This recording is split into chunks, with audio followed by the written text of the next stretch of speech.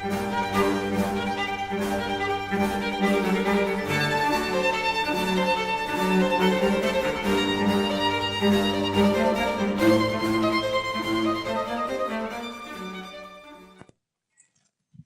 tarde a todos.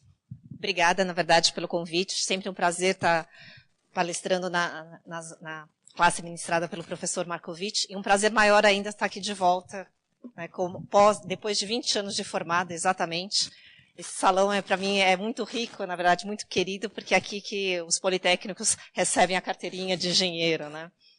E é interessante porque, na minha época, há 20 anos, a gente estava vivendo uma crise muito parecida. Então, estava contando que não se tinha emprego, na verdade, para engenheiros. Então, nós, engenheiros, de há 20 anos, vamos fazer muito parecido com o que vocês, infelizmente, vão ter que fazer, que é procurar um emprego no mercado financeiro, na indústria, enfim.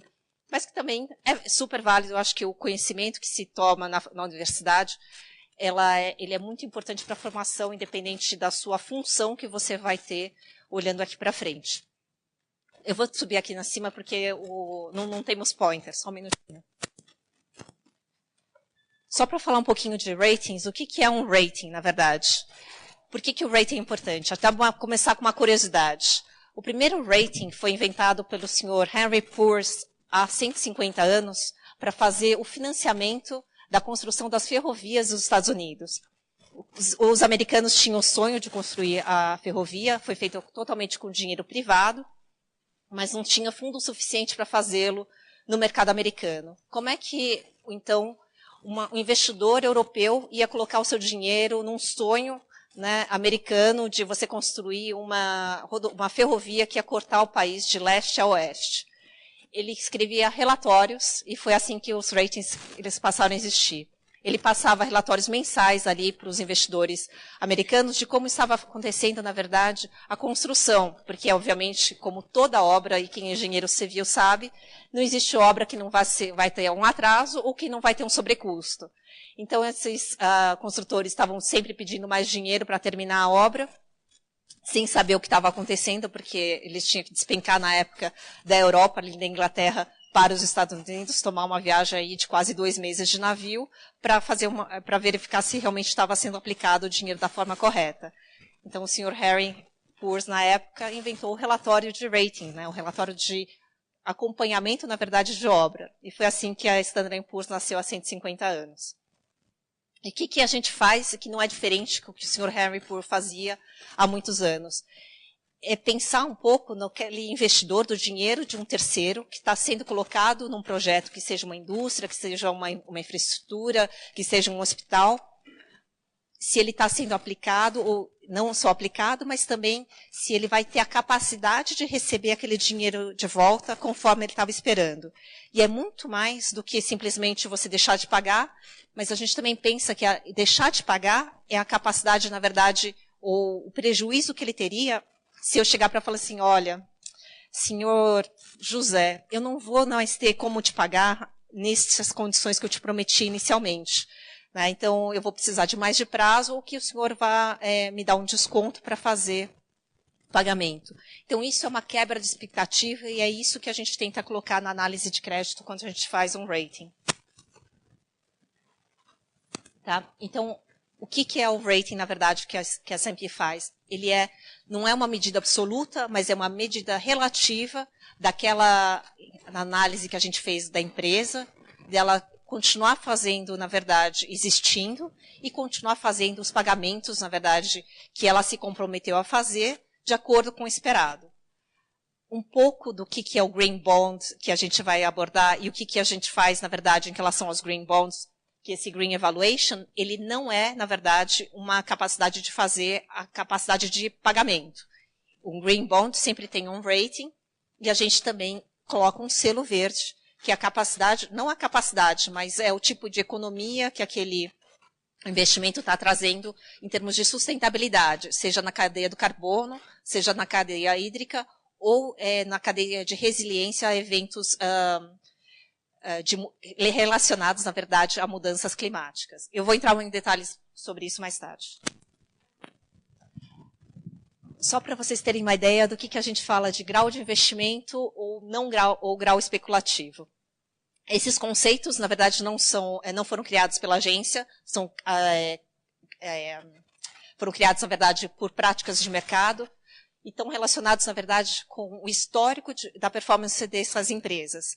Então, quando a gente fala que uma empresa ela é grau de investimento, ela é BBB- para cima, significa que a probabilidade de default delas é muito mais baixa do que uma empresa que é grau especulativo. O que significa isso em números para aqueles que são politécnicos? Se você é BBB para cima, significa que a sua probabilidade de dar um calote num período de 1 em 20 anos. Se você é grau de especulativo, ela diminui. Por exemplo, a probabilidade de uma família de duplo B de dar default é 1 a cada 5 anos.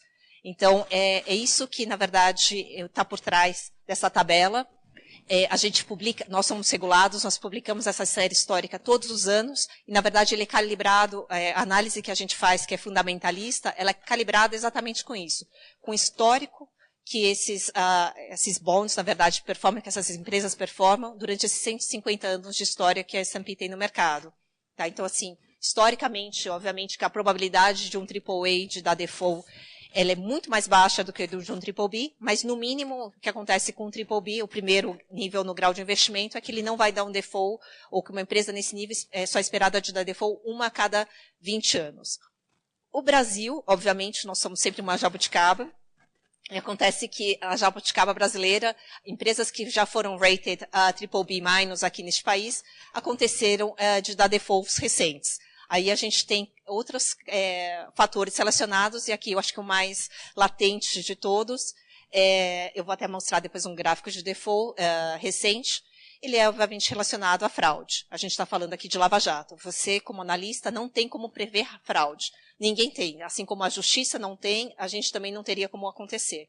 Então, assim, quando a gente olhou a série histórica recente, tá, do país, a gente constatou que um BBB deu default em menos de 3 anos. E exatamente coincide com o desenvolver aí da carruagem das investigações da Lava Jato.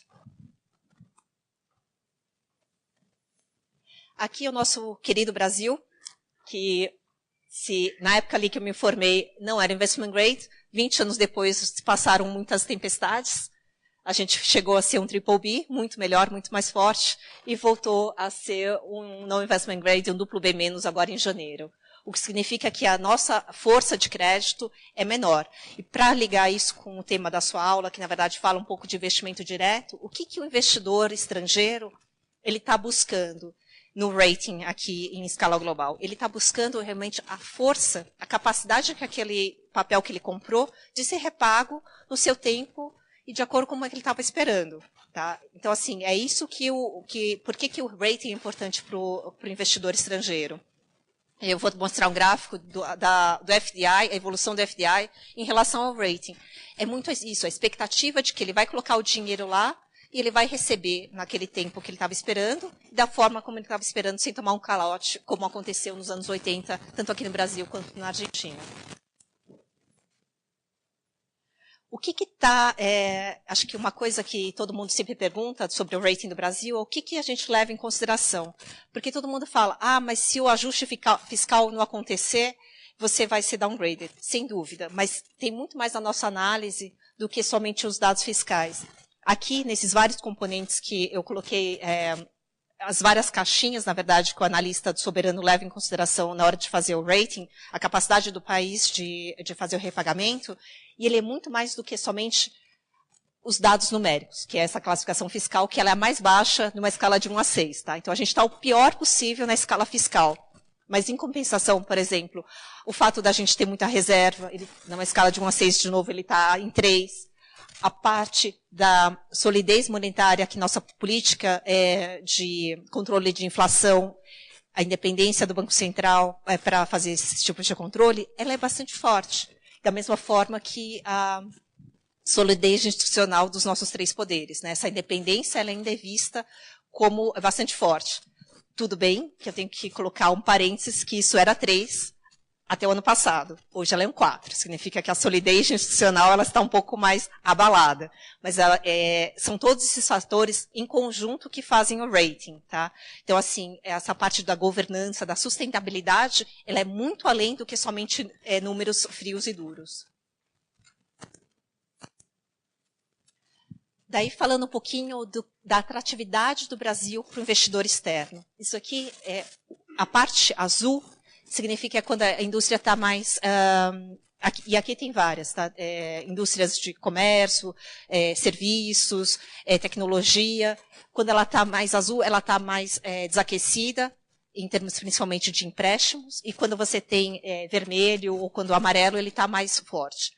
São poucos os períodos, infelizmente, que a gente pode dizer que o Brasil esteve mais aquecido. Né? Então, a gente está falando ali de 2008, quando a gente teve o boom das commodities, que foi até 2012, 2010 também, ainda quando 2009, na verdade, uma desaceleração por conta da crise externa, mas o Brasil ainda se comportou muito bem, porque é um país que não depende só de commodities, mas que a gente se beneficia, sem dúvida, de um ciclo de commodities mais forte.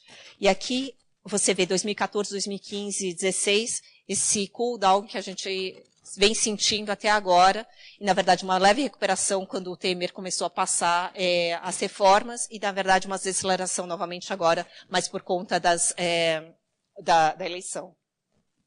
O que ajuda, o que não ajuda a economia a ir para frente, além de investimento externo? Sem dúvida, investimento. Investimento precisa de financiamento, tá? E financiamento pode ser tanto de banco privado quanto de banco estatal, né, banco público. E a gente vê que, na verdade, por uma questão de política de governo, daí o professor pode falar, Markovic pode falar muito melhor do que eu sobre isso, a gente teve até o final do ano 2015 uma atuação muito mais forte de bancos públicos do que de privados.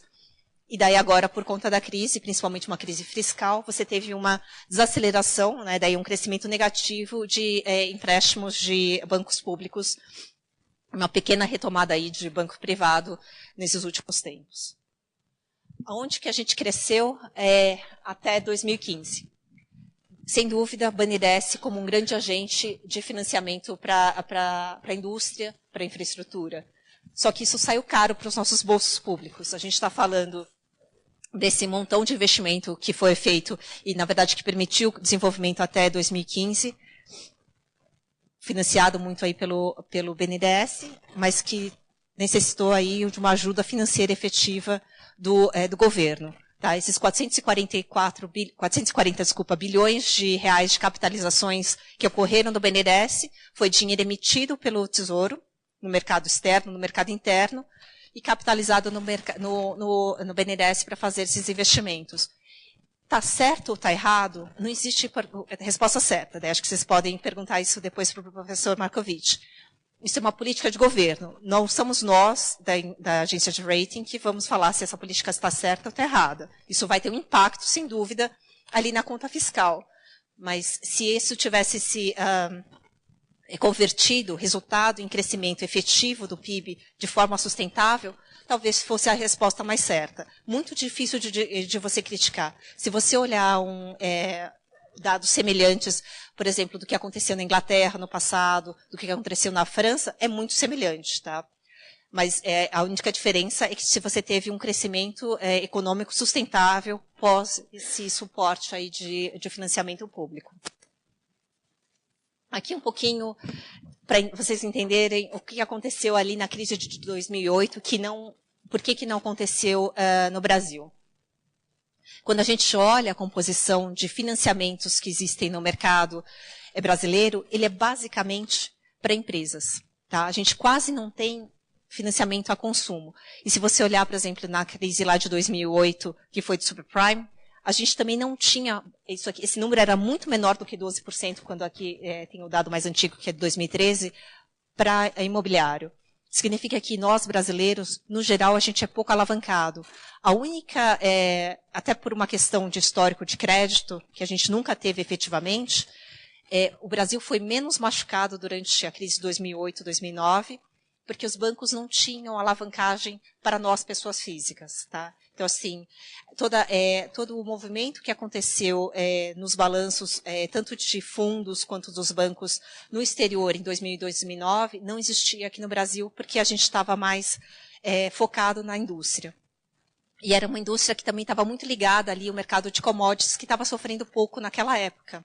Tá? Então, você sem dúvida teve ali um desaferrecimento da economia mundial e também do Brasil naquela época, mas uma recuperação muito mais forte, porque você tinha uma economia muito mais sólida internamente. Eu acho que eu trabalho com infraestrutura, um gráfico que não coloquei aqui, mas que eu gosto muito de mostrar, é o dos movimentos dos containers, importação e exportação de produtos. Então, você vê um movimento exatamente em V durante a crise de 2008, 2009 para containers, e tinha uma queda muito forte quando teve o desaquecimento econômico mundial, e uma volta muito rápida em 2010 também, porque a economia brasileira estava muito forte naquela época.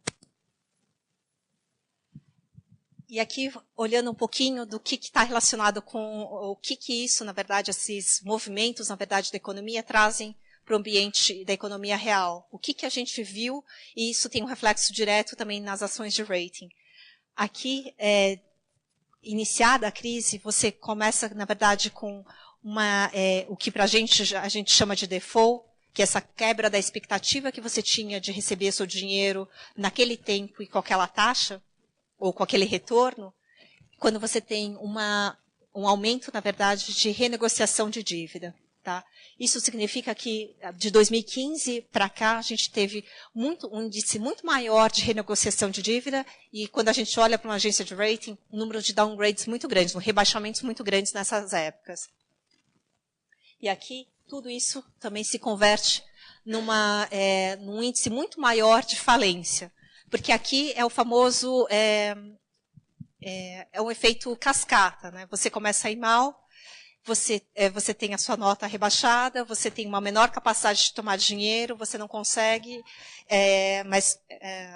manter a sua sustentabilidade, e você teve, em 2016, o maior índice histórico da série conhecida do Brasil de defaults, ou, na verdade, não de defaults, aqui foi de recuperação judicial e falência.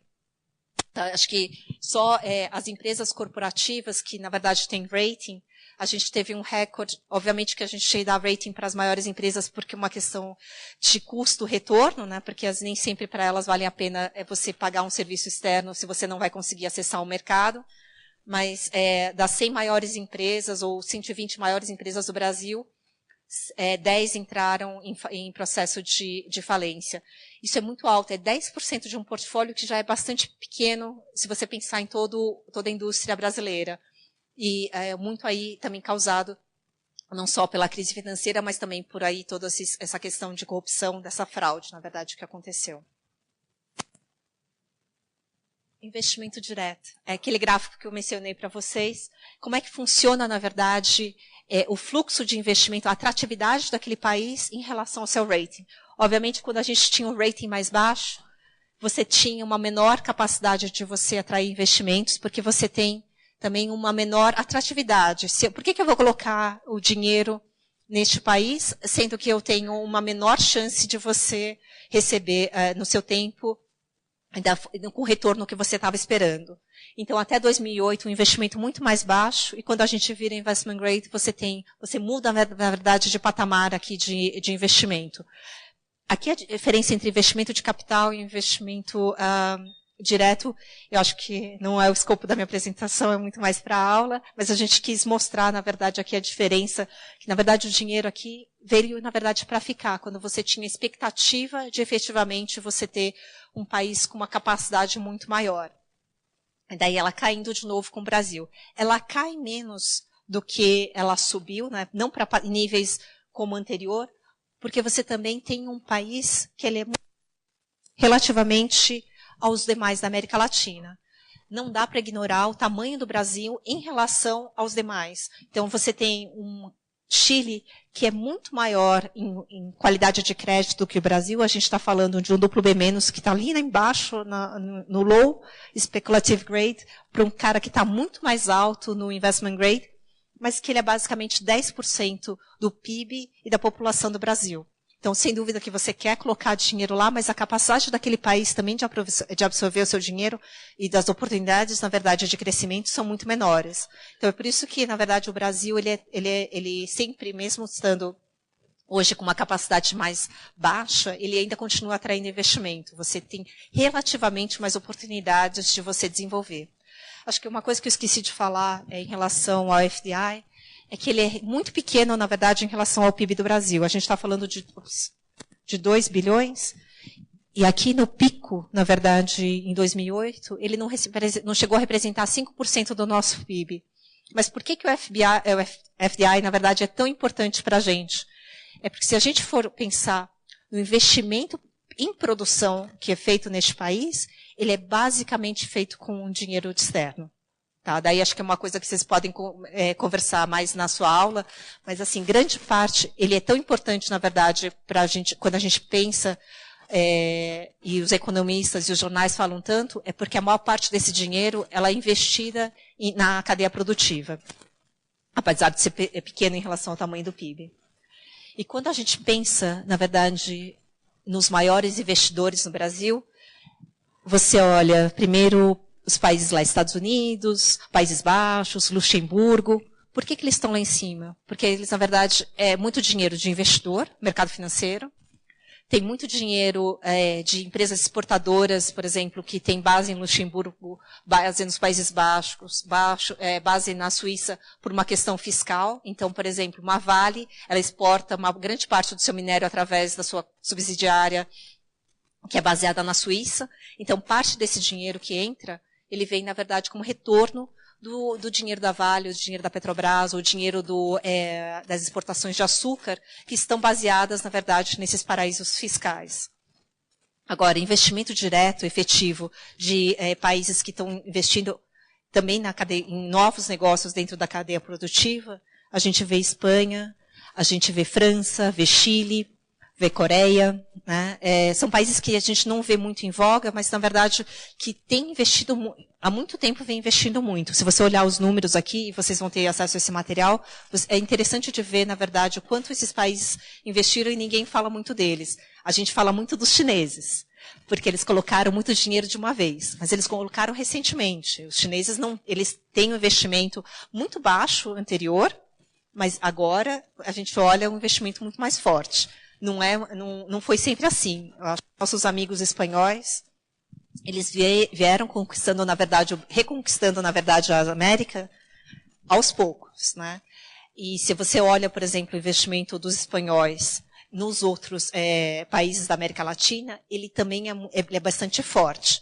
E é interessante porque os espanhóis não têm a facilidade da língua, né? Porque a gente não é o único país das Américas que não... inclusive Estados Unidos, que não fala espanhol. Mas, mesmo assim, você vê eles atuando em diversos setores. Aqui eu não coloquei os investimentos dos coreanos, dos japoneses, que entraram muito forte na cadeia automobilística aqui no país. E os chineses, na verdade, muito focados em infraestrutura. O chinês, no mundo inteiro, olhando... eu fui para Hong Kong no ano passado. O que acontece? Eles sabem que eles têm um déficit muito grande de energia. Então, eles só não investiram no petróleo no Brasil porque ele estava fechado com a Petrobras até pouco, né, até a gente ter essa recente reforma dos leilões da ANP. Mas, na verdade, o investimento do chinês ele é focado em energia, porque ele sabe que a matriz dele vai ser deficitária para o tamanho do país que eles têm. Tá? Então, assim, no Brasil, há alguns anos eles entraram, na verdade, comprando algumas linhas de transmissão para entender como funcionava o país. Eles compraram linhas pequenas. Agora entraram muito forte no linhão do Belo Monte. Compraram a CPFL Energia e só não aumentam. A China Tree Gorges também comprou aí, mais recentemente, várias hidrelétricas. E eles só não entram mais forte no Brasil por uma questão de rating. Quando a gente olha a capacidade, na verdade, das empresas individualmente de seu repagamento, a gente considera o risco de indústria e o risco, na verdade, de onde elas operam, além de fazer a análise dos números. Quando a gente pensa no país, eu estou pensando na média ponderada dos investimentos que eles fazem ao redor do mundo. E quando a gente olha para o Brasil, numa escala de 1 a 6, ele é um 4. Significa que se o chinês da State Grid colocar muito mais dinheiro do que ele tem hoje, isso vai pesar negativamente na análise do crédito que ele tem como empresa. Porque na medida que eu coloco isso como uma média ponderada do dinheiro que é gerado em cada um dos países, ele tem que pensar no seu portfólio mundial e falar, puxa, eu gosto muito do Brasil, mas o Brasil ele tem uma capacidade muito baixa de pagamento. Então, quando eu for ser reavaliado pela agência de rating, ele pode me penalizar, na verdade, dentro da matriz de investimentos mundial. Tá? Então, assim, é até interessante quando a gente pensa em investimento direto, a gente fala, é uma aposta naquele país. Sem dúvida, mas também ele tem que pensar no seu jogo de war, né? O quanto que eu vou colocar em cada um desses países para também manter a minha capacidade global sana. E até um exemplo contrário, na verdade, foi o Santander durante a crise de 2008. O Brasil ainda era muito forte, na verdade, naquela época, a gente era BBB-, e cerca de 40% da receita mundial gerada pelo Santander vinha diretamente das operações do Santander do Brasil. Então, na época, como a gente estava mais forte, o rating global do Grupo Santander, ele se permaneceu mais forte, apesar dele ter sido machucado pela crise dos prime na Europa, porque ele tinha uma operação muito mais sólida no Brasil. Funcionou dos dois jeitos, mas hoje em dia, como a nossa trajetória está pior, sem dúvida, quando essas empresas elas fazem os investimentos aqui no Brasil, eles condenam isso, que o Brasil, na verdade, está muito mais abaixo. Na verdade, quando a gente, isso aqui é uma análise que é feita pela nossa equipe econômica, quando a gente olha, na verdade, o risco país, é como um risco, é uma análise muito semelhante àquela da capacidade de pagamento do país, mas aqui é muito mais institucional. Então, a gente está falando da solidez do nosso marco regulatório, a solidez do sistema judiciário, a capacidade de, se você entrar em um problema de recuperação, você ou, aliás, de falência, de você ter a recuperação do seu dinheiro investido e ele não ser sucateado. Tudo isso se leva em consideração.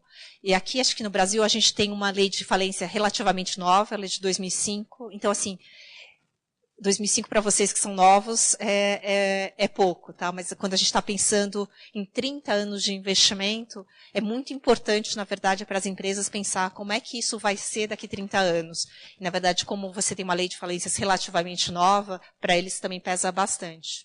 Apesar de que a gente tem tido importantes progressos nesse sentido. Só agora mudando totalmente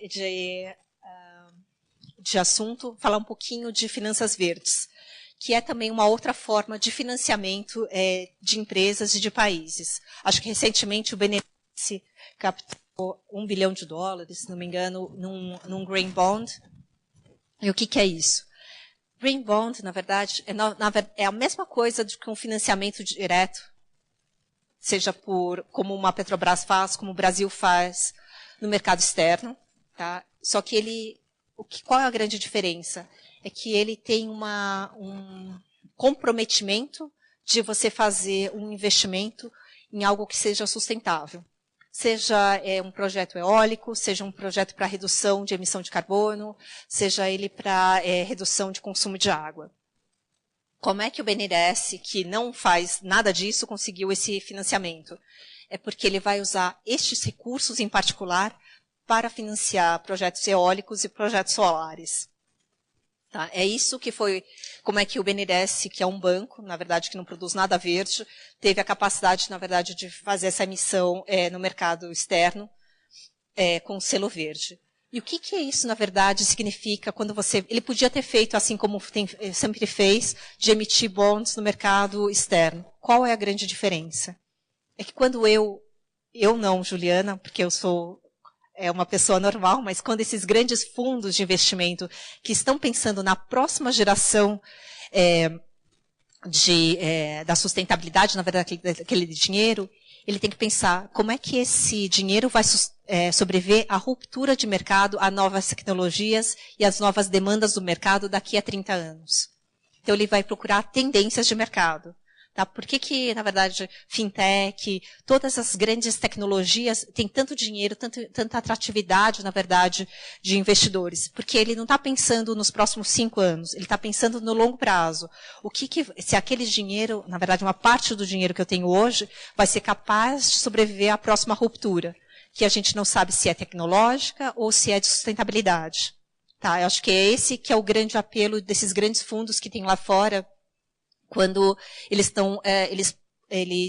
alocam uma parte dos seus recursos em finanças verdes. Ele está pensando, bom, daqui 30 anos, uma tecnologia que consuma muito carvão, ela não vai ser aceita, ou a regulação pode ter mudado de forma a sobretaxar ou a fechar, reduzir, na verdade, aquela fonte da matriz energética. Por exemplo, agora, os alemães com a energia nuclear. Então, tem um grande movimento regulatório na Alemanha para substituir, na verdade, energia nuclear por energia renovável. Não é 100%, mas ele é caminhando para isso. Então, como é que eu, que sou o portfólio manager hoje, vou estar preparado para daqui 30 anos? Então, eu vejo algumas tendências, e uma das grandes tendências no mercado são as energias renováveis, tudo aquilo que é sustentável no longo prazo. É por isso que a gente vê, na verdade, uma forte demanda e um forte crescimento de emissões verdes. Aqui a gente está falando de, por exemplo, a Fibra, que fez uma nova planta, que ela é mais sustentável, porque ela tem uma geração quase zero na fábrica, tanto de carbono quanto de água, e tem uma floresta de reflorestamento.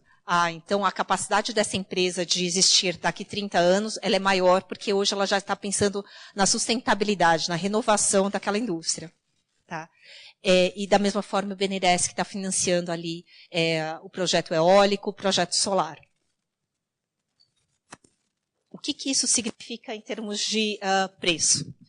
Hoje, não muito. Tá? Então, sempre quando eu, emissor, estou pensando que eu vou para o mercado, eu estou pensando, eu quero pagar o menos possível para aquele dinheiro que eu vou ter que pagar durante 30 anos. Hoje não tem muita diferença. A diferença que ele tem é que ele consegue tocar esse pool, na verdade, de investidores que ele é mais consciente, que ele quer dizer, na verdade, ele quer investir naquele papel verde. Tá? Então, assim, se eu bato na porta do BlackRock, que é um dos grandes fundos do mundo, ele podia ter vontade de colocar dinheiro no BNDES. Mas, além dele, da pessoa normal que me recebia durante todos esses anos, eu também vou sentar com outro colega dele que está tomando conta do portfólio verde. E ele vai ter também capacidade de comprar um pedaço daquele papel em termos de diversificação. Tá?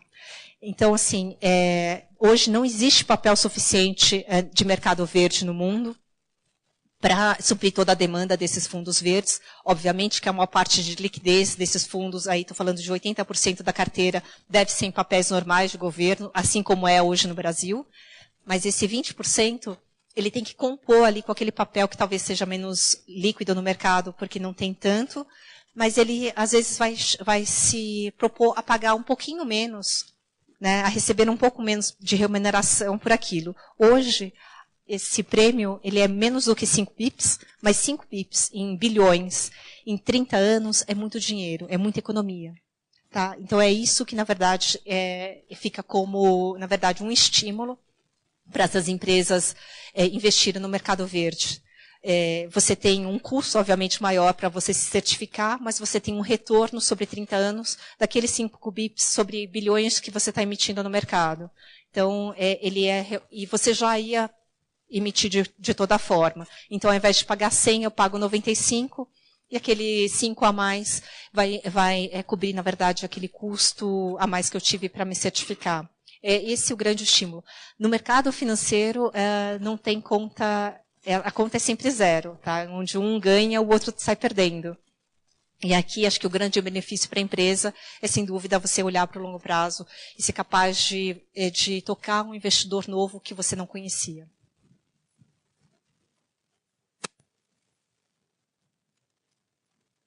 Nesse sentido, o que nós, S&P, fizemos? é uma escala diferente daquela de rating, que ainda continua, quando um papel verde é emitido, ele continua levando sua nota de crédito. Tá? Então, eu vou colocar aqui o exemplo do aeroporto, do novo aeroporto do México, que também não produz nada de verde, né? Um aeroporto. Mas eles estão fazendo um edifício que é verde, que ele é sustentável. Tá? Então, porque ele é sustentável, ele tem um menor impacto, tanto na cadeia do carbono, quanto na cadeia da água. Daí ele recebeu aquele selo LEED de excelência, de sustentabilidade de predial. Então, assim, quando a gente começou a pensar sobre esses investimentos verdes que passaram a ser colocados no mercado, a gente pensou, como é que você diferencia o investimento da Petrobras em redução de carbono e um investimento de um eólico que é, sem dúvida, muito mais verde. Então, nós criamos uma escala de 50 tons de verde, na verdade são 4 tons de verde, que ele tenta mensurar quão mais verde ou menos verde ele é em função do impacto potencial que aquele investimento vai ter na natureza. Tá? Como é que a gente fez isso? A gente comprou uma base de uma empresa chamada Trucost, que durante 20 anos mediu os impactos positivos ou negativos das novas tecnologias no meio ambiente. Não tem como, isso aqui não é um jogo que você consegue fazer só pensando, eu acho que toda a floresta de reflorestamento vai trazer um impacto positivo. Não é 100% verdade. A gente hoje não dá rating, essa nossa escala, para ativos florestais, porque tem toda uma questão do consumo de água que aquela floresta também tem. E isso também traz um impacto positivo ou negativo na natureza, e a gente não tinha a medida sobre isso. Então, assim, a ideia, quando a gente comprou a Trucost, é porque eles tinham medido esses 20 anos de impacto dessas tecnologias no meio ambiente. Então, você tinha uma medida mensurável, efetiva, se quão positivo que aquilo era ou não era, em termos de emissão de carbono ou de economia de água no sistema. Tá, então, a gente olha energia, obviamente, que é aquilo que é mais natural, né, quando a gente pensa em um green bond, porque a gente pensa, uma energia eólica, uma energia solar, e a gente até pensa nas nossas hidrelétricas. Mas a gente, por exemplo, não considera uma grande hidrelétrica um bom ativo, porque você tem toda a questão de alagamento para a construção do reservatório. Então, uma grande bacia hidrelétrica num país tropical, onde você, na verdade, tem um alagamento de uma área produtiva verde, ele não é tão benéfico quanto uma grande hidrelétrica, por exemplo, na China, onde você tem áreas muito áridas e, na verdade, uma matriz energética muito mais do carbono, né? Porque a maior parte da energia gerada na China é termoelétrica a carvão. Então, o benefício daquela tecnologia do uso de uma hidrelétrica na China, ele é muito mais importante do que no Brasil, onde a gente já tem uma matriz bastante hídrica, que já, na verdade, já teve seus impactos negativos e positivos, enfim, no meio ambiente. A gente pensou nessa questão, como eu dei o exemplo do aeroporto do México, que você tem, na verdade, economia, na verdade, de todo o sistema, né, tanto de emissão de carbono quanto do uso da água. Eficiência energética, daí, de novo, pensando em prédios eficientes.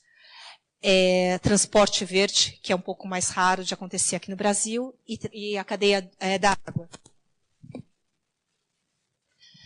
Na verdade, como é que a gente criou a nossa escala, né, para pensar um pouco dos tons de verde? Acho que é um tema que está bastante em voga agora, governança e transparência. E aqui tem um peso aqui de 40%, na verdade, na nossa análise, é o comprometimento efetivo daquele dinheiro, o quanto que ele vai ser usado e as formas de controle do uso daquele dinheiro da forma como você estava esperando naqueles projetos de melhoria tecnológica, enfim, para você melhorar o meio ambiente, ou sustentabilidade, e a transparência do uso daquele dinheiro.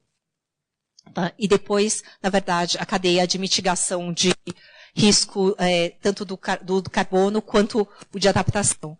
Aqui eu não vou falar muito de adaptação, porque é uma coisa que fica muito longe, na verdade, da nossa realidade. A gente está falando, por exemplo, no Japão, onde você tem o risco de um tsunami acontecer, como aconteceu alguns anos atrás, que lambeu toda a cidade. Tá? A gente está falando também de Nova York, que é uma cidade muito litorânea e que sofre muito todos os anos com o risco de furacões, que têm se tornado mais frequentes por conta dessas mudanças climáticas.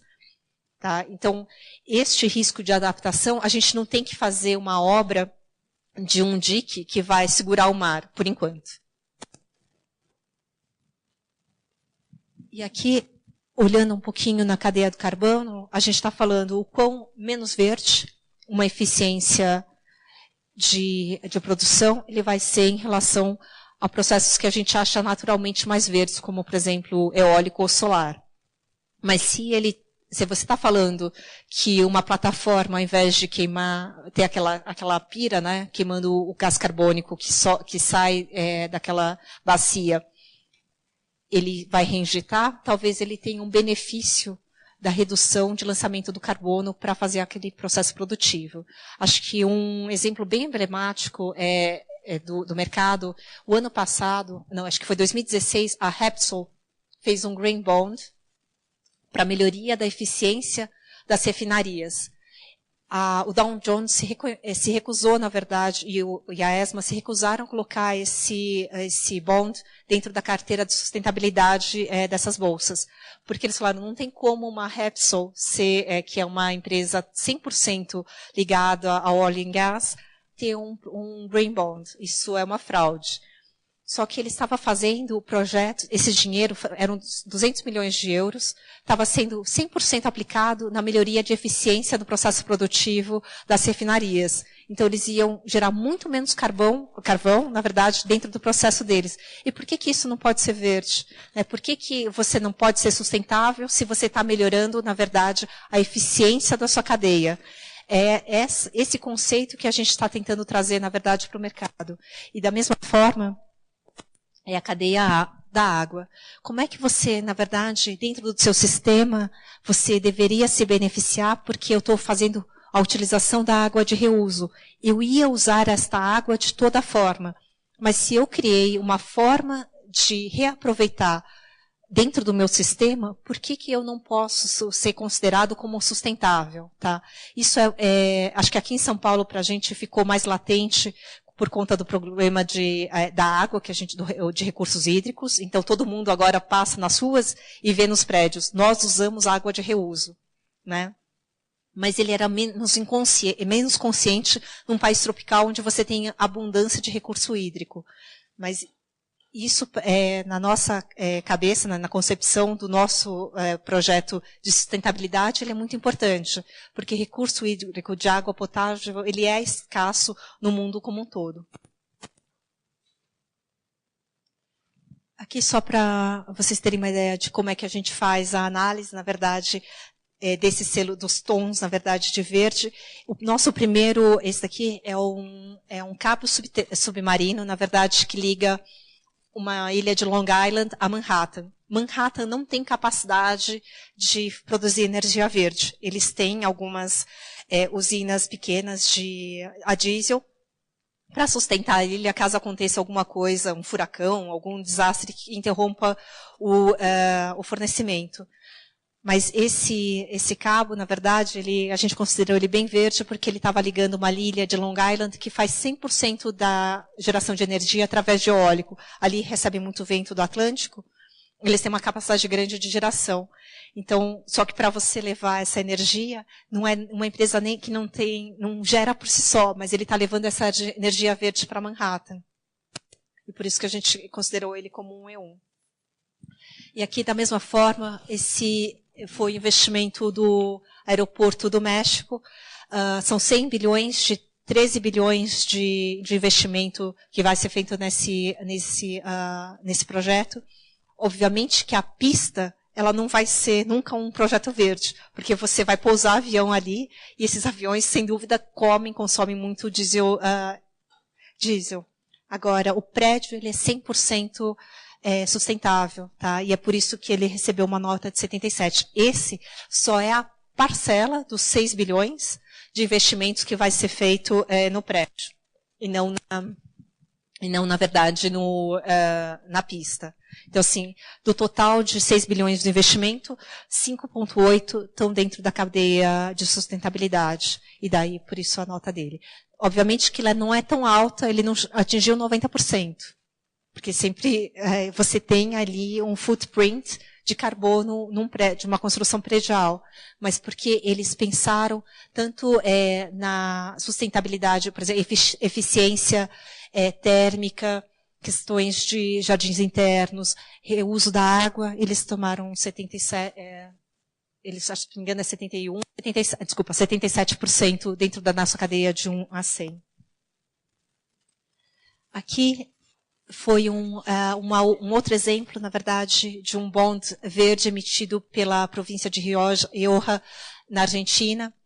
Parte desses recursos eram 200 milhões, 160 milhões desses 200 milhões era para fazer uma pequena fazenda eólica, porque a província é relativamente pequena, e que ia, na verdade, trazer a autossuficiência da vila por si só.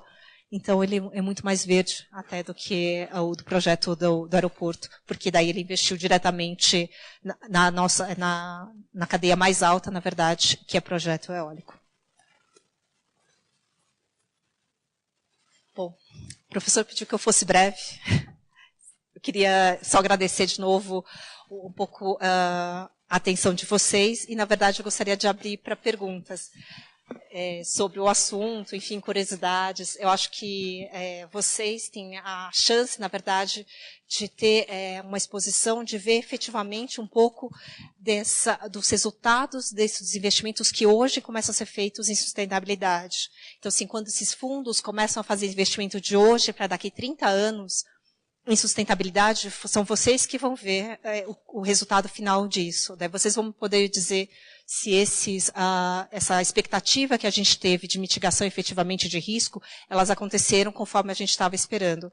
Óbvio que, assim como a nossa tabela de rating, ela vai evoluindo conforme você vai fazendo o backtesting disso ao longo dos anos, também essa cadeia de mitigação de risco, ela deve evoluir com o tempo, né? Você tem que ter um ponto de partida.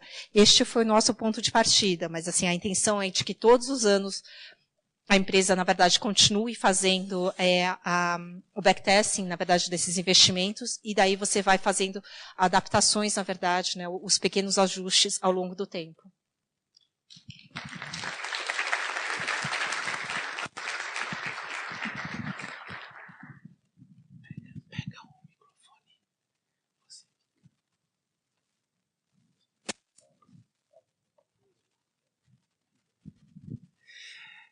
São poucos profissionais que poderiam, em 45 minutos, abordar esses 3 temas.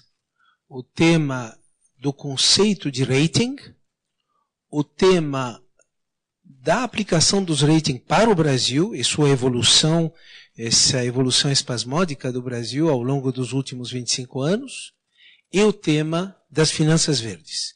Então eu queria cumprimentar a Juliana. Por favor, sente-se, daqui a pouco nós vamos ter as perguntas.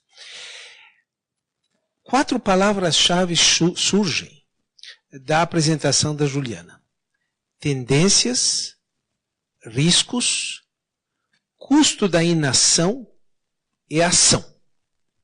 Tendências é o que ocorre de uma forma quase que inercial.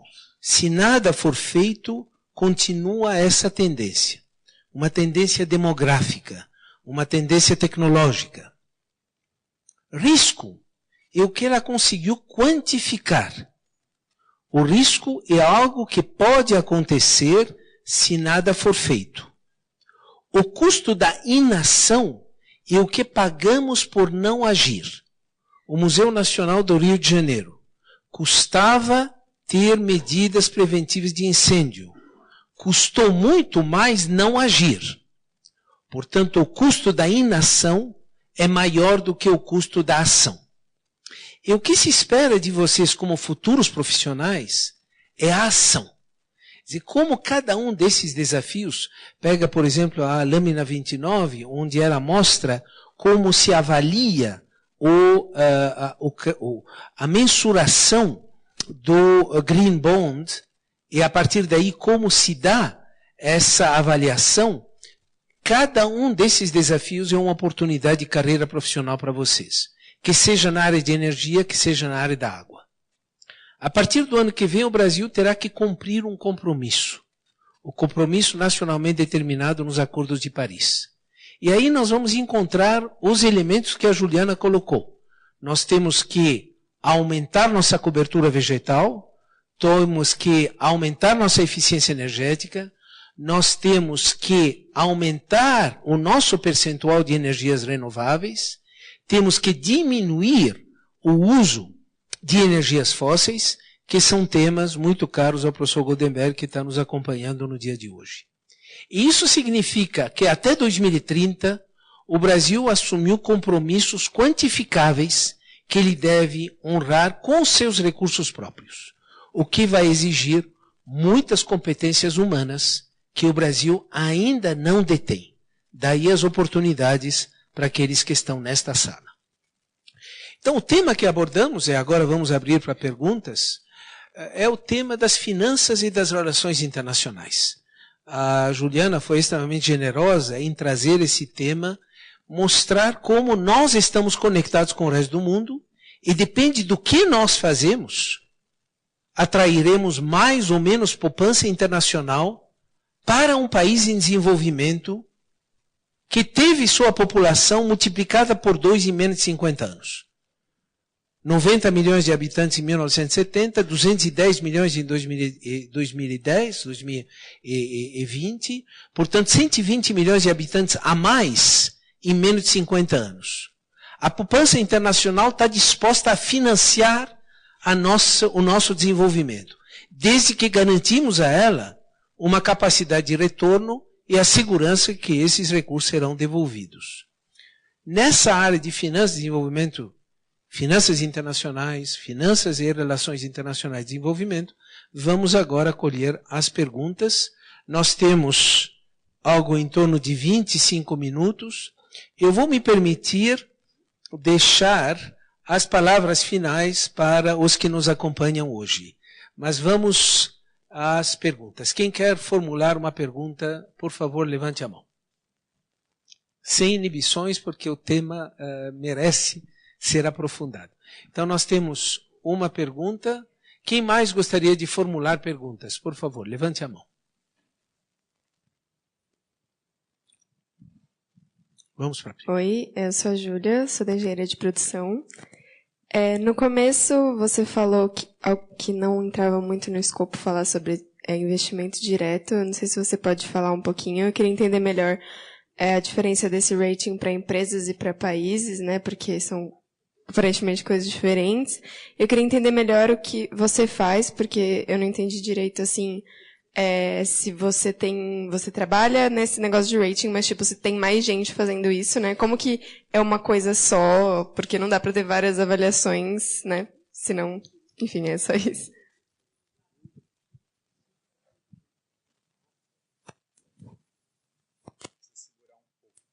Agora, bom, sem dúvida, graças a Deus não sou eu e o Álvaro que está aqui comigo, que trabalhamos na S&P. Na verdade, somos 2 mil analistas no mundo. A S&P na América Latina tem 3 grandes escritórios para cobrir a América Latina. O de Buenos Aires, que foi o primeiro. Aqui no Brasil, nós abrimos há 20 anos. E há 20 anos também compramos uma empresa no México, então nós temos escritório com mais ou menos 50 analistas no Brasil, 50 no México e 50 na Argentina. Daí muda um pouquinho a composição, mas são mais ou menos 150 analistas. Uma decisão de rating, ela nunca é do analista principal. Tá? Ela é uma recomendação do analista principal e, na verdade, ela é uma decisão colegiada formada aí por 5 pessoas, normalmente. E dessas 5 pessoas, elas podem ser do mundo todo. Quando a gente faz a análise, a gente sempre faz pensando no mesmo critério que ele é aplicado de forma global, Tá? E daí você coloca algumas questões específicas daquele país. Aquele gráfico que eu mostrei para vocês sobre o risco país, que hoje no Brasil é 4. Então, assim, uma indústria de petroquímica, ela vai ser muito parecida aqui no Brasil, como ela é ali no Oriente Médio, como ela é nos Estados Unidos, como ela é na China. Mas aí a especificidade daquele país, a gente pondera também na hora de fazer a análise. Então você pensa no país, aquele país vai ser as mesmas regras para todas as empresas, assim a gente espera, daquele país, e a indústria é a mesma. Só que a forma como você tem que adaptar é isso que o analista vai medir quando vai fazer a análise tanto de empresas quanto de países. Sem dúvida que a análise de países ela é diferente, não sou eu que faço. A gente olha os ratings em grandes grupos. Finanças públicas, daí soberano. Tem a parte de serviços financeiros, bancos e fundos e seguradoras. Tem a parte de ratings corporativos, daí grandes empresas, grandes indústrias.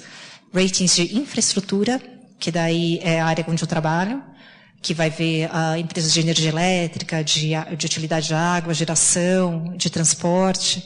E ratings de operações estruturadas, que foi onde nasceu o problema do subprime. Tá? Qual que é a diferença quando a gente está falando do FDI e de um rating corporativo? FDI é o fluxo de dinheiro que vai entrar naquele país, independente se vai ser através de investimento direto em empresas, ou se vai ser num bonde do Brasil, enfim, lá fora. Tem ratings diferentes. Se ele está colocando, por exemplo, numa empresa direto, que, por exemplo, quando a China comprou a State Grade aqui da CPFL, ele, ao invés de emprestar para o país, ele comprou lá o capital, ele internou aquele dinheiro para comprar o capital dos antigos sócios na CPFL. Tá? Daí investimento direto no país. Ele também podia ter feito, por exemplo, como o JB que faz, que é o governo do Japão emprestando dinheiro para o governo do Brasil, fazer daí o governo do Brasil fazer alguns investimentos que ele julga ser importantes, mas aí ele fala, olha, eu quero que você faça esse investimento em águas, porque eu acho que é para a sustentabilidade do país. Daí ele vai usar o rating do governo do Brasil e não da empresa. Por que o rating do Brasil ele é tão importante para as empresas? Porque também a gente, quando considera o rating das empresas, a gente considera se ele pode ser ou não mais forte do que aquele país. Obviamente, o que a gente está mensurando com isso? É a capacidade daquela empresa de continuar sobrevivendo e fazendo o pagamento das suas dívidas se houvesse uma moratória do país. Daí é interessante porque a gente tem histórico, e quando a gente fez esse critério, a gente se baseou no histórico tanto do Brasil quanto da Argentina, onde a gente teve efetivamente moratória do país. Tem outros países, obviamente, que também passaram por isso. Mas todo o teste de estresse para ver se aquela empresa conseguiria sobreviver a uma moratória daquele país, ele tem muitos exemplos aí, muitos critérios que foram baseados na nossa experiência real de Brasil e na nossa experiência real com a Argentina. Tá? Quem tem maior capacidade de você sobreviver a um problema dentro do país? Obviamente quem é exportador, porque você normalmente é inversamente proporcional à capacidade daquele país, porque quando você se beneficia de uma desvalorização da moeda local, e você tem clientes que não dependem daquela economia para te fazer o pagamento. Tá? E algumas empresas de serviços, por exemplo, laboratório. O laboratório Axê, ele tem um rating maior do que o Brasil. Porque quando a economia vai muito mal, a gente trabalha mais, a gente fica mais doente, e a gente tem que comprar o remédio para continuar sobrevivendo. Tá? Então, ele é inversamente, a elasticidade dele é, infelizmente, contrária à capacidade do país. Então, ele fica mais forte. Com os degraus mais forte aquela empresa pode ser do que aquele país. Normalmente ele está ligado a um outro conceito também de crédito, que é o risco de transferência e convertibilidade daquela moeda.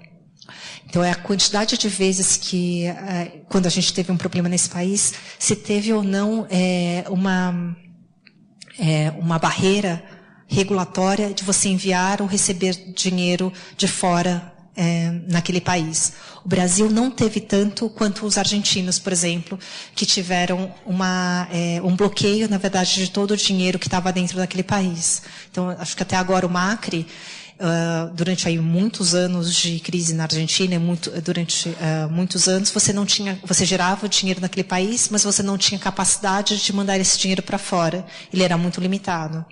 Então, isso também leva em consideração, na verdade, a especificidade daquele país, né? A experiência que a gente já teve.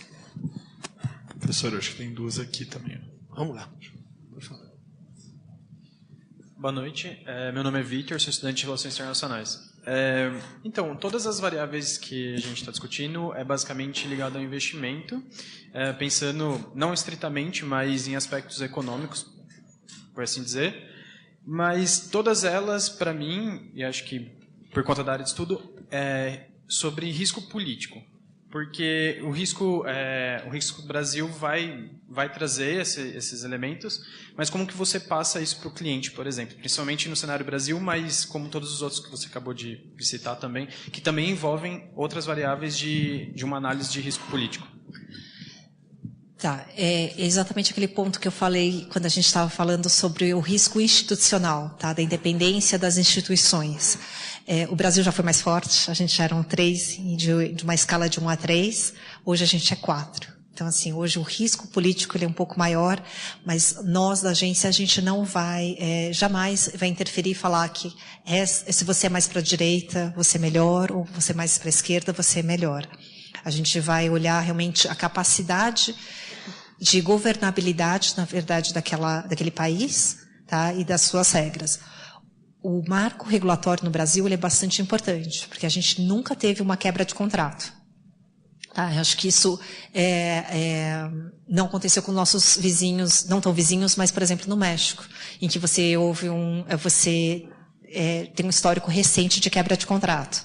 Aqui você tem uma quebra, talvez, de expectativa, por exemplo, vamos dar o exemplo passado do que aconteceu com a MP 579, que foi da renovação das grandes hidrelétricas ali da Dilma, que hoje a gente está pagando preço até hoje, né, que a gente paga mais caro no custo de energia. Mas ali você não teve jamais uma quebra de contrato. Você teve uma direção política, que a intenção era de reduzir o custo da energia para a população. Não aconteceu por diversos fatores, mas em termos do contrato, o marco regulatório, ele continuou forte, porque ela não quebrou o contrato. Ela só deu a opção para as pessoas, para as empresas que tinham aqueles contratos vencendo, de fazer uma renovação antecipada, de acordo com as novas regras que estavam sendo estabelecidas. Mas quem não quisesse, assim não o fez. Sem dúvida que houve um aspecto negativo que a gente está até hoje colhendo, né, em termos econômicos, mas também para a Eletrobras, que, na verdade, como agente do governo, aderiu àquela regra. Né? Então, você teve uma deterioração muito grande da capacidade financeira da Eletrobras. Mas não uma interferência política negativa, no sentido de que você quebrou aquele contrato. Olá, meu nome é Júlia, eu sou de Relações Internacionais. Acho que mais uma curiosidade que eu queria saber em relação ao impacto do rating, de fato, no meio ambiente. No caso, a gente tem, a senhora falou vários pontos de que os selos, né, os green bonds podem ajudar, mas essas green bonds, eu não sei, eu tive uma visão muito mais de a empresa, ela tenta se beneficiar de um investimento para conseguir aumentar o lucro e etc., mas ela de fato causa algum impacto no meio ambiente ou ela é algo mais de sustentabilidade? Não sei. Não, hoje a gente tem mais financiamentos para sustentabilidade, tá? Por exemplo, se você tem que construir uma nova refinaria, porque a população cresceu, como o professor Markovic falou agora. Nós somos 120 milhões de brasileiros a mais do que nós éramos na década de 70. Como é que você vai abastecer todo mundo? Você vai ter que colocar uma nova refinaria. Mas se eu colocar essa refinaria na tecnologia antiga, que eu uso muito mais carbono, ou que eu tenho muito mais geração de resíduos, ele é menos sustentável do que se eu fizesse investimento mais sustentável. Eu não vou ver o resultado desse investimento hoje, eu vou ver realmente mais ao longo do tempo. Não, foi o que a gente comprou, na verdade, é da True Cost. A True Cost, faz 20 anos, começou a medir qual seria o benefício de carbono de cada uma dessas novas tecnologias aplicadas, e daí ela foi lá ela, por exemplo, foi lá na fábrica, na refinaria antiga, mediu, isso aqui gasta 100 ou 200. Daí ela foi na nova e foi ver, essa daqui está só 100. Então ela tem essa medida. Infelizmente essa tabela ela não é pública, porque obviamente a gente teve um custo de alguns bilhões de dólares. Enquanto ele não for repago, provavelmente a S&P não vai torná-lo público.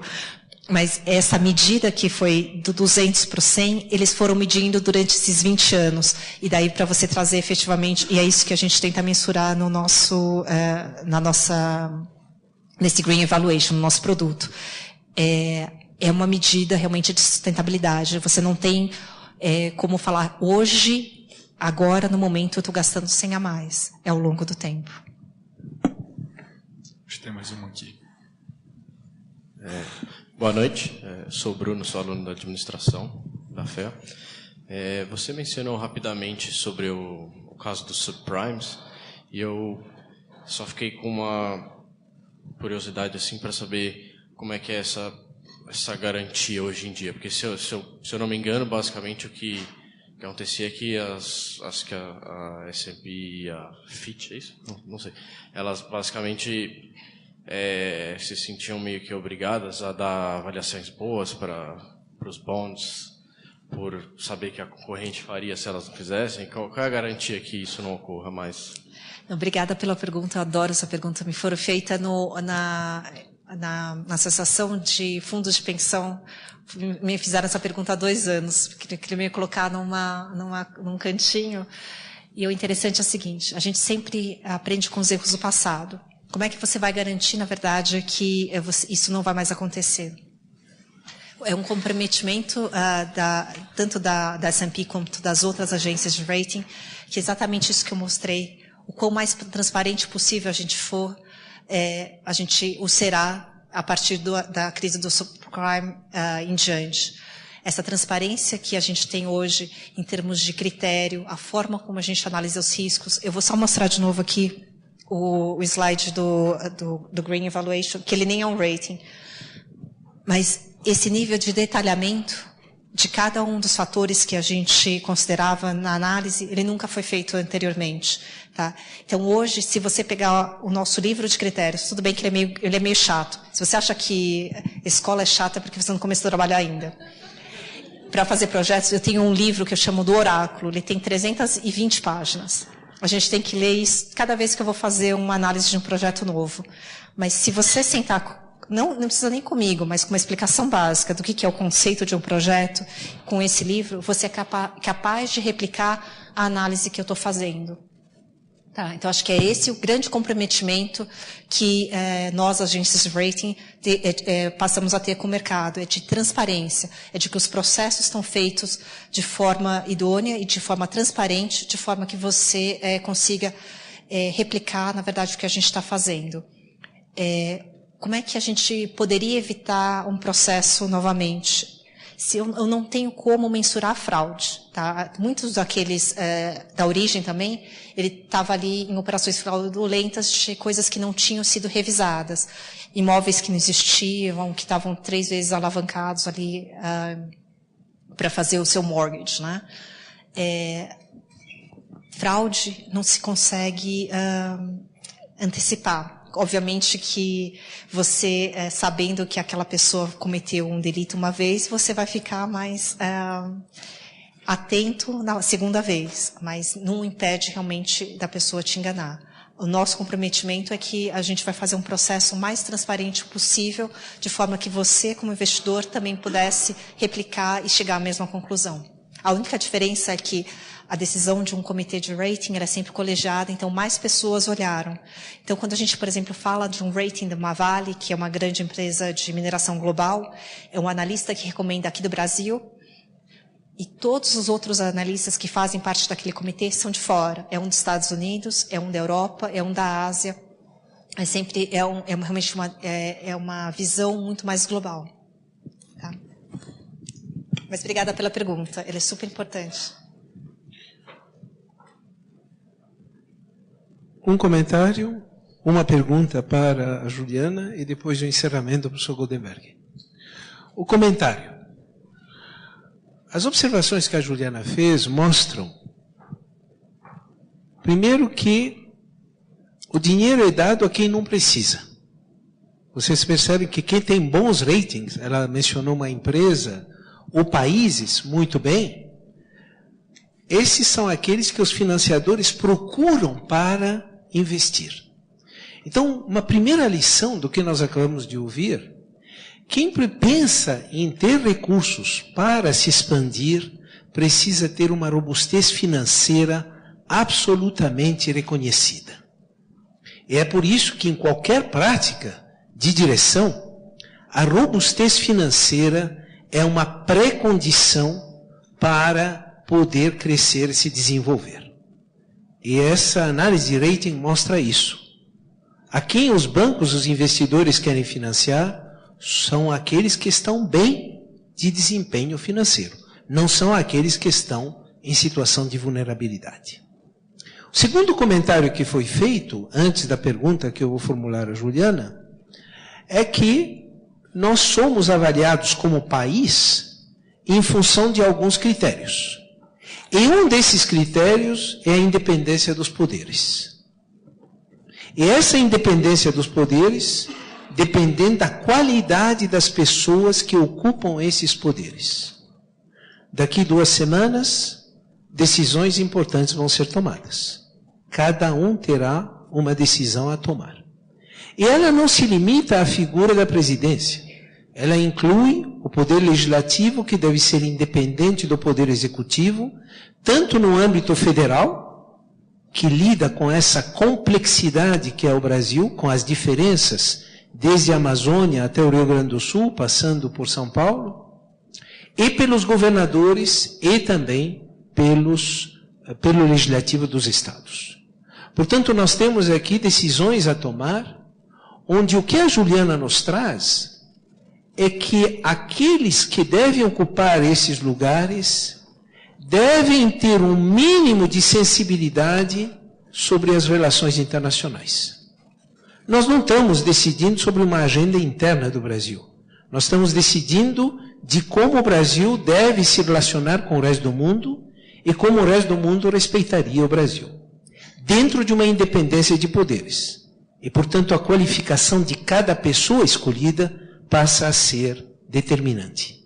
Mais do que isso, o que se espera para poder atrair os investimentos que o Brasil precisa, pessoas que revelaram rigor no uso do dinheiro público. Isto é, capacidade de administrar bem o caixa, que seja de um município, de um estado ou do governo federal. Saíram daqui alguns bons representantes dessa área. Nós temos o nome do engenheiro Mario Covas, que é um bom exemplo de um gestor que teve essas características. Ele foi um bom gestor, um engenheiro que resolveu problemas, ao mesmo tempo uma sensibilidade internacional. Daí vem minha pergunta, Juliana. Aqui nós temos em torno de 200 jovens que estão se preparando para um projeto de vida profissional.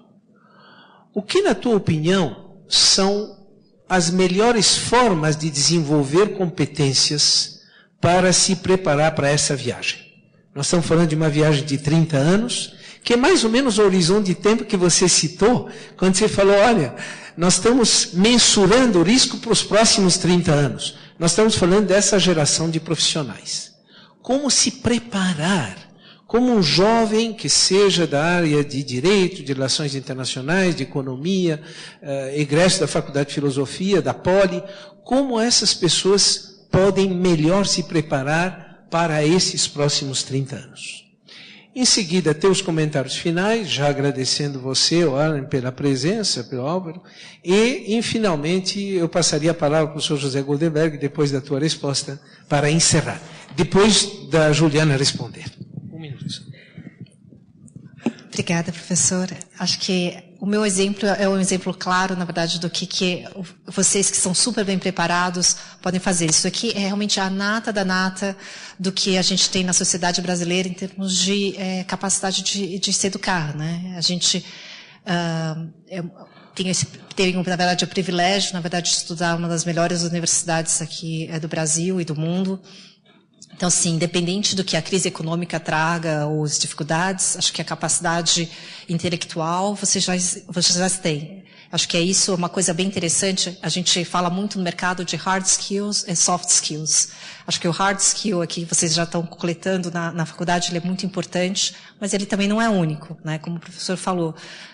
Acho que a consciência, na verdade, de que você precisa também desenvolver soft skills, que é muito mais do que falar, eu adoro trabalhar em equipe. Eu adoro quando a equipe faz tudo aquilo que eu quero. É muito fácil isso. Né? Ou efetivamente abrir mão e fazer um trabalho de equipe dá muito trabalho. Né? Acho que isso é uma coisa bem da vida mesmo, porque para explicar para uma pessoa como é que tem que fazer uma dobradura é muito mais difícil do que eu simplesmente fazer aqui um passarinho japonês para vocês. Eu acho que isso também faz parte da vida. Eu acho que também tem uma coisa que é muito importante na formação de vocês, que é realmente, como o professor falou, é o caráter de cada um. É muito fácil de se desviar nessa vida. Eu trabalhei em vários bancos, a gente vê coisas bem interessantes ao longo desse caminho, porque quando você trata de dinheiro, você instiga, acho que o pior monstrinho dentro das pessoas. Então, não esqueçam que caráter é muito importante. E essa consciência, na verdade, que o professor falou. O resto, esse hard skill, vocês vão conquistando ao longo do caminho. Quando eu me formei, não tinha emprego para engenheiro. Sou formada em engenheira civil. Estava contando que no ano que eu me formei, nem a Odebrecht, nem a Camargo Correia, que eram as grandes empresas na época, vieram contratar engenheiros aqui. Eles sempre levavam pelo menos os 2 melhores da faculdade. Então, a minha geração toda fez parte ali do apagão dos engenheiros, que todos foram trabalhar em banco, porque eram as únicas empresas que trabalhavam no momento. E como é que você vai fazer para um engenheiro trabalhar e sentar à mesa numa mesa de operações? Você vai e faz um curso de finanças. Eu acho que aqui todo mundo tem capacidade, vontade, e eu acho que isso já é grande metade do caminho andado. Mas eu vou contar uma coisa que um colega meu que faz até o rating do Soberano, ele explicou. Ele falou, Ju, o problema da educação não é somente da educação. Veja nós, argentinos. Nós, argentinos, somos o povo mais educado da América Latina. E isso não nos impediu de estar na situação que estamos hoje, durante uma crise tão prolongada quanto eles estão enfrentando até hoje. Acho que um ponto que a gente tem que também pensar é um pouco da eficiência produtiva. Tá? Eu acho interessante, porque quando eu viajo muito, eu tive essa sorte na verdade, ter a oportunidade de conhecer outras culturas. E assim, eu não vejo um povo que seja mais trabalhador do que o brasileiro. O cara acorda às 4 da manhã, porque ele vai pegar 2 horas de commute, que é o tempo de você pegar o ônibus, o metrô, para chegar às 6 horas da manhã no trabalho. Isso não existe no resto do mundo. É muito raro disso acontecer. Só que nós não somos um país produtivo. Então, acho que é uma coisa que vocês também têm que pensar daqui aos próximos 30 anos, que, sim, vocês fazem parte da nata educada deste país, mas a gente tem que aproveitar a oportunidade que a gente tem, desse hard skill que a gente desenvolveu na escola, para entender como é que a gente pode melhorar a produtividade desse país e daí, sim, crescermos juntos para um futuro melhor. E não acontecer como no caso da Argentina, que é muito educada, mas está ali na situação da Argentina. Muito obrigada, novamente. Oportunidade.